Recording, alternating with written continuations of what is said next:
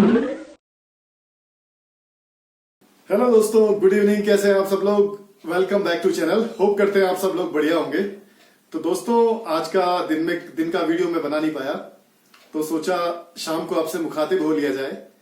तो मौसम आज दिन भर खुला था और स्कूल कॉलेजेस तो बंद थे, पर उतनी बारिश नहीं हो रही है। कभी कभी दिन में थोड़ी बहुत देर के लिए बारिश हो जा रही है और दिन भर तो आज धूप थी। शाम के टाइम पे थोड़ी हल्की बूंदाबांदी हुई, तो मौसम ठीक है। अब आप नैनीताल आ सकते हैं, घूम सकते हैं। तो मैं आपको रोज नैनीताल की ब्यूटी, नैनीताल के व्यूज, नैनीताल के वीडियोस दिखाता हूं। मैंने सोचा आज आपको नैनीताल के बारे में बताया जाए। तो नैनीताल भारत के उत्तराखंड राज्य का एक बहुत ही फेमस हिल स्टेशन है और ये पहले यूपी में हुआ करता था, उत्तर प्रदेश में। 9 नवंबर 2000 को उत्तर प्रदेश से अलग होकर एक नया राज्य बना और जब ये उत्तर प्रदेश में था तो ये यूपी की ग्रीष्मकालीन राजधानी था। 2 महीने के लिए जो है राजधानी यहाँ शिफ्ट हो जाया करती थी और सारे कामकाज यहीं से होते थे। तो नैनीताल आने के लिए 3 रास्ते हैं। वैसे तो अगर कहा जाए तो एक ही रास्ता है, सड़क मार्ग, लेकिन 3 रास्ते भी हैं। एक आप ट्रेन से आ सकते हैं, जो कि काठगोदाम तक ट्रेन आएगी। उसके बाद आपको टैक्सी या बस करके नैनीताल आना होगा। और अगर आप वायु मार्ग से आना चाहते हैं, बाय एयर आना चाहते हैं, तो पंतनगर यहां से करीब करीब 70 किलोमीटर है हवाई अड्डा।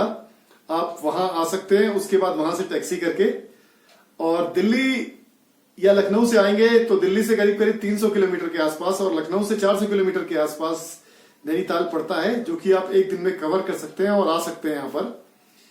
तो यहाँ आने का वैसे तो मैक्सिमम टूरिस्ट यहाँ पे मई जून में आते हैं और मई जून को ही सबसे बेस्ट टाइम नैनीताल घूमने के लिए माना जाता है। लेकिन अब मैं यहाँ का स्थानीय निवासी हूं, तो मुझे तो लगता है कि नैनीताल आने के लिए जो सबसे बेस्ट टाइम मेरे हिसाब से है वो अक्टूबर टू फेब है। क्योंकि अक्टूबर टू फेब में आपको देखिए, अक्टूबर नवंबर में फेस्टिव सीजन होता है, दीपावली, दशहरा, बहुत अच्छा माहौल होता है। ना बहुत ज्यादा सर्दी होती है, ना बहुत ज्यादा गर्मी होती है। उसके बाद अगर आप दिसंबर, जनवरी, फरवरी में जाते हैं तो ठंडा तो होता है, लेकिन उतना ज्यादा ठंडा नहीं है। ठीक है, आप स्वेटर, जैकेट से काम चला सकते हैं और उस सीजन का भी एक अलग मजा है। बर्फ गिरती है, बर्फ का आनंद ले सकते हैं। तो ये सारी चीजें हैं। तो मैं पॉइंट टू पॉइंट आपको इन सारी चीजों के बारे में बताऊंगा। नैनीताल को झीलों का शहर भी कहते हैं। किसी जमाने में यहाँ पर 60 मनोरम ताल, बढ़िया से सुंदर से तालाब हुआ करते थे और धीरे धीरे ये तालाब खत्म हो गए, अब बहुत कम रह गए हैं। तो नैनीताल के आसपास जो तालाब है, भीमताल जा सकते हैं आप। भीमताल के बीच में एक आइलैंड है, आप नाव से जाएंगे, उसको विजिट करेंगे, आपको बहुत अच्छा लगेगा। और वहीं से 7 किलोमीटर अगर आप दूर जाते हैं तो एक नौकुचिया ताल है। नौकुचिया मतलब 9 कॉर्नर लेक, नौकुचिया ताल।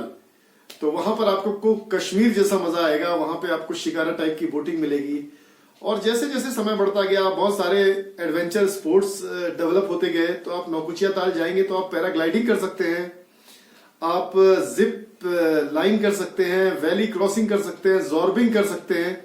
ऐसे बहुत सारे एडवेंचर एक्टिविटीज हैं जो आप जाएंगे अगर नौकुचिया ताल तो वो कर सकते हैं। और अगर आपको समय बिताना है और एक शांत प्लेस चाहिए तो आप सातताल चले जाइए। सातताल डेंस फॉरेस्ट एरिया है और बहुत ज्यादा कंस्ट्रक्शन नहीं है वहां पर, होटल्स वगैरह नहीं है, 1-2 होटल्स हैं। तो अगर आपको पीसफुल चाहिए, बिल्कुल आपको चाहिए कि मेरे को बहुत ज्यादा भैया हमको बिल्डिंग नहीं चाहिए, मकान नहीं चाहिए, तो आप सातताल जाइए। और इन सबको करने के लिए आपको पूरा एक दिन लग सकता है, 3-4 चीजों को घूमने के लिए। और आप चाहें तो 1 बाय 1 भी ये सारी चीज घूम सकते हैं। तो चलिए अब आपको नैनीताल की जो बेसिक जानकारी है उसके बारे में बात करते हैं। तो दोस्तों, नैनीताल केवल एक प्रसिद्ध पर्यटन स्थल ही नहीं है, बल्कि एक प्रतिष्ठित शैक्षणिक संस्थान वाली जगह भी है। यहाँ बहुत सारे स्कूल कॉलेजेस हैं जहाँ बहुत अच्छी शिक्षा मिलती है, जो कि ब्रिटिश पीरियड से चले आ रहे हैं।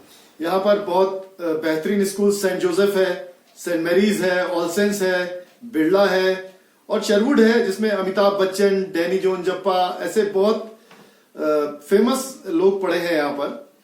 और नैनीताल अब बात करते हैं नैनीताल झील की। तो नैनीताल झील की जो लंबाई है वो करीब करीब 1500 मीटर है और चौड़ाई 510 मीटर है। नैनीताल का जो शाब्दिक अर्थ है नैना मीन्स आइज, और जो ताल होता है, ताल का मतलब होता है झील।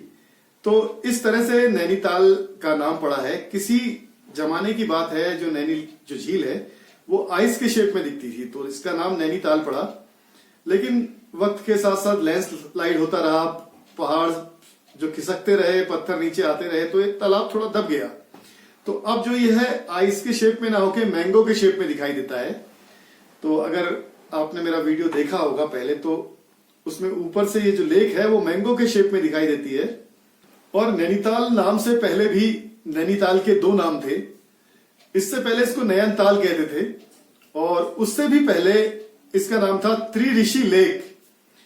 कहते 3 ऋषियों ने झील के किनारे तपस्या की थी, तो भूतकाल में इसका नाम त्रिऋषि लेक था। उसके बाद धीरे धीरे बाद में इसका नाम नयनताल हुआ और अब नैनीताल है, तो इसे अब नैनीताल के नाम से जाना जाता है। अगर आप दिल्ली से आ रहे हैं नैनीताल, तो आप बाय बस भी आ सकते हैं, जो कि बस रात को 10 बजे चलती है और सुबह 6 बजे नैनीताल पहुंचा देती है। और अगर आप ट्रेन से आना चाहते हैं तो दिल्ली से रानीखेत एक्सप्रेस आती है, शताब्दी एक्सप्रेस आती है और संपर्क क्रांति जैसी ट्रेनें आती हैं, जो कि काठगोदाम रेलवे स्टेशन आपको पहुंचा देगी। उसके बाद आप वहां से टैक्सी या बाय बस जो है नैनीताल आ सकते हैं। और अगर आप बाय एयर आना चाहते हैं तो आपको पंतनगर एयरपोर्ट उतरना पड़ेगा, वहां से आप टैक्सी करके नैनीताल पहुंच सकते हैं। दोस्तों, अब बात करते हैं स्टे की। तो नैनीताल में बहुत सारे होटल हैं, गेस्ट हाउस हैं, धर्मशाला है और बहुत सारे रुकने के ऑप्शंस हैं।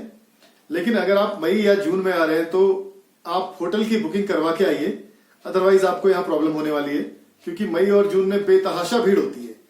और मई और जून को छोड़ दें तो आपको यहाँ एकोमोडेशन की कोई कमी नहीं होगी और ऑफ सीजन में आपको रीजनेबल रेट्स में होटल मिल जाएंगे। माल रोड पे वैसे सबसे एक्सपेंसिव होटल होते हैं, लेकिन जो होटल माल रोड में सीजन में 7-8 हजार के होते हैं, वो आपको ऑफ सीजन में 2000 रुपए में मिल जाएंगे, 1500 रुपए में मिल जाएंगे। और आपका बजट अगर कम है तो आप माल रोड के अलावा भी थोड़ा आइट साइड आप होटल चूज कर सकते हैं और धर्मशालाएं भी हैं, सारी चीजें हैं। अब बात करें खाने पीने की, तो खाने पीने के तो बहुत सारे ऑप्शंस हैं। माल रोड पे एक से बढ़ के एक रेस्टोरेंट है और अगर आपको थोड़ा सा रीजनेबल बजट फूड खाना है तो आप मल्लीताल बड़ा बाजार चले जाइए। वहां पे आपको शिवा रेस्टोरेंट मिल जाएगा, अनुपम रेस्टोरेंट मिल जाएगा। इस तरह के कई सारे रेस्टोरेंट हैं जो कि आपको बहुत सही पैसे में आपको फूड प्रोवाइड कराते हैं और बहुत अच्छा फूड प्रोवाइड कराते हैं। और उसके अलावा घूमने के लिए तो आप यहाँ कैब कर सकते हैं। कैब तो टाइम के हिसाब से कैब के प्राइसेस होते हैं, सीजन में थोड़ा कॉस्टली होते हैं, ऑफ सीजन में आपको कैब सस्ती मिल जाएगी, जो कि आपको नैनीताल में 7 पॉइंट्स घुमा लाएगी, लोकल साइट सीन घुमा लाएगी। अब बात करते हैं यहाँ के खान पान की कि किस तरह का खाना मिलता है यहाँ का रीजनल फूड क्या है। देखिए दोस्तों, आप नैनीताल आएंगे तो यहाँ पे आपको हर तरह का खाना मिलेगा। मोस्टली तो खाना नॉर्थ इंडियन ही चलता है, रोटी सब्जी दाल चावल। लेकिन अगर आप यहाँ आए तो यहाँ के जो रीजनल फूड है उसका आनंद लीजिए।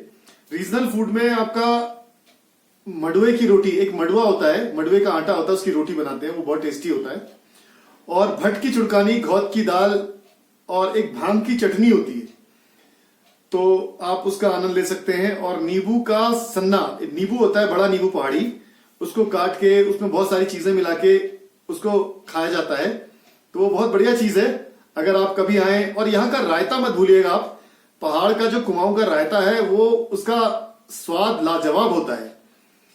तो आप कभी आए तो रायते का आनंद लीजिए। और दूसरी बात, यहां से ले जाने के लिए अगर आप कुछ ले जाना चाहते हैं तो फेमस चीज, नैनीताल आएंगे तो यहाँ पे बहुत सजावटी मोमबत्तियां मिलती है, बहुत तरह तरह की। जैसे आपने आर्चिस गैलरी में डेकोरेटिव कैंडल्स देखी होंगी, उस तरह की बहुत सारी, मतलब कई सैकड़ों तरह की वेरायटियां आपको यहाँ मिल जाएगी। और आप यहाँ से बाल मिठाई भी ले जा सकते हैं। यहाँ की फेमस मिठाई है बाल मिठाई। तो बाल मिठाई काफी समय तक खराब नहीं होती है और बहुत टेस्टी होती है। लोग दूर दूर से आते हैं, बाल मिठाई ले जाते हैं और मंगाते भी हैं। और अब बात करते हैं यहाँ जो फेमस प्लेसेस हैं। तो अगर आप नैनीताल आते हैं तो सबसे पहले फेमस प्लेस तो नैनी झील ही है। उसके बाद आप यहाँ लोकल साइट सीन कर सकते हैं और राजभवन देख सकते हैं। अगर आप ट्रैकिंग के शौकीन हैं, पैदल जा सकते हैं तो आप चाइना पिक जा सकते हैं, टिफिन टॉप जा सकते हैं। तो इस तरह से नैनीताल में घूमने के विकल्पों की कमी नहीं है, बहुत सारे ऑप्शंस हैं। आप चाहें तो यहाँ 6-7 दिन रह सकते हैं। एक दिन आप लोकल साइट सीइंग कर सकते हैं, एक दिन आप बोटिंग, मार्केट, और नेक्स्ट आप जा सकते हैं लेक टूर जिसमें भीमताल, सातताल, नौकुचिया ताल। फिर आप एक दिन मुक्तेश्वर घूम सकते हैं। ऐसे बहुत सारे प्लेसेस हैं जिनको घूमने में आपको 4-5 दिन लग जाएंगे। और अगर आपको लगे कि आप थोड़ा और कहीं नैनीताल से बाहर स्टे करना चाहते हैं तो आप भीमताल, मुक्तेश्वर, रानीखेत यहां भी स्टे कर सकते हैं। हालांकि रानीखेत नैनीताल जिले में नहीं पड़ता, वो अल्मोड़ा जिले में पड़ता है, लेकिन मोस्टली लोग जो आते हैं वो नैनीताल ही आते हैं। नैनीताल से फिर और जगह जो उनका जाना होता है वहां जाते हैं। दोस्तों, अब आपको एक खास बात बताते हैं नैनीताल के बारे में। नैनीताल एक ऐसा नगर है जिसमें आधा किलोमीटर के अंदर, 500 मीटर के अंदर आपको मुख्य जो 4 धार्मिक स्थल हैं वो आपको सिर्फ 500 मीटर के अंदर मिल जाएंगे। नैना देवी मंदिर, उसके जस्ट बगल में गुरुद्वारा, और उसके सामने मस्जिद, और माल रोड की तरफ चर्च। तो नैनीताल का जो चर्च है वो नैनीताल का जो मल्लीताल का चर्च है वो हिंदुस्तान का पहला मेथोडिस्ट चर्च है, जो कि 1858 में बना। तो आप यहां आए तो आप इस चीज को देख सकते हैं कि यहां पर आधा किलोमीटर के अंदर ऑलमोस्ट सारे धार्मिक स्थल आपको मिल जाएंगे, मंदिर, मस्जिद, गुरुद्वारा, चर्च। तो आप आए तो आप इनको भी विजिट कर सकते हैं। और यहाँ फेमस मार्केट है भोटिया मार्केट, तिब्बती मार्केट, जो कि नैना देवी मंदिर के सामने है। और शाम के टाइम अगर आप घूमते हैं तो झील के किनारे मल्लीताल में 4 बजे से एक स्ट्रीट मार्केट लगती है, जो कि जहां से आप बहुत सस्ता रीजनेबल सामान खरीद सकते हैं। लेकिन उसका अगर नहीं खरीदना है तो भी वहां घूमने का अपना मजा है। बहुत सारे चाय के ठेले और मोमोज, थुप्पा, चाउमीन सब आपको मिल जाएगा। और आजकल मानसून का टाइम है और जुलाई का महीना है, तो मानसून के टाइम में भी नैनीताल घूमने का अपना ही मजा है। हालांकि बारिश होती है, लेकिन बारिशें भी बहुत खूबसूरत होती है। अगर आप मानसून में आते हैं तो आप देखेंगे चारों तरफ पहाड़ों पे उड़ते बादल, और ये बादल का जो व्यू है, बादल का जो दृश्य है, ये सिर्फ आपको मानसून में ही दिखाई देता है। और नैनीताल और पहाड़ी क्षेत्रों की खास बात यह है कि जैसे कि तराई क्षेत्रों में जनवरी, फरवरी, दिसंबर में बहुत घना कोहरा होता है, लेकिन अगर आप इधर आएंगे पर्वतीय क्षेत्रों में तो आपको कोहरा नहीं मिलेगा। जनवरी, फरवरी, दिसंबर में आपको कोहरा नहीं मिलेगा। दिन भर धूप निकलेगी पीली पीली, सुबह और शाम, रात ठंडा होता है। और इस समय में आपको हिमालय बहुत खूबसूरत दिखता है। अगर आप यहाँ आएंगे नैनीताल, तो नैनीताल से आप हिमालय दर्शन चले जाइए, स्नो व्यू चले जाइए, तो आपको पूरी बर्फ से ढकी रेंज दिखाई देगी। बहुत सारे पहाड़ हैं जो बर्फ से ढके दिखाई देते हैं। इनमें त्रिशूल है, नंदा देवी है। नंदा देवी शायद इंडिया की 4th हाईएस्ट पीक है। और त्रिशूल है, नंदा गुंटी है, पांचाचूली ग्रुप है। ये सारी पहाड़ियां आपको दिखाई देंगी जो आपका मन मोह लेगी। दोस्तों, कुछ इस तरह से थी नैनीताल की बेसिक जानकारी। तो जानकारियां और नैनीताल के बारे में कहानियां तो बहुत सारी हैं, लेकिन अगर हम आपको ये सारी चीजें बताएंगे तो बहुत लंबा वीडियो चला जाएगा। तो आज के लिए इतना ही। धीरे धीरे हम आपको नैनीताल की सारी चीजें बताएंगे, नैनीताल के बारे में पूरी जानकारी देंगे। तो उम्मीद करते हैं ये जो मैंने वीडियो बनाया आपको नैनीताल की जानकारी देने के लिए और नैनीताल को थोड़ा सा पास से महसूस कराने के लिए। तो ये वीडियो आपको पसंद आया होगा, और अगर वीडियो पसंद आए तो वही रोज का शेयर कीजिए, लाइक कीजिए, सब्सक्राइब कीजिए, कमेंट भी कीजिए। तो दोस्तों, मिलते हैं अगले वीडियो में। तब तक आप लोग अपने और अपने परिवार का बहुत बहुत ख्याल रखिए। Till then, bye and take care. दुआओं में याद रखिएगा। Good night.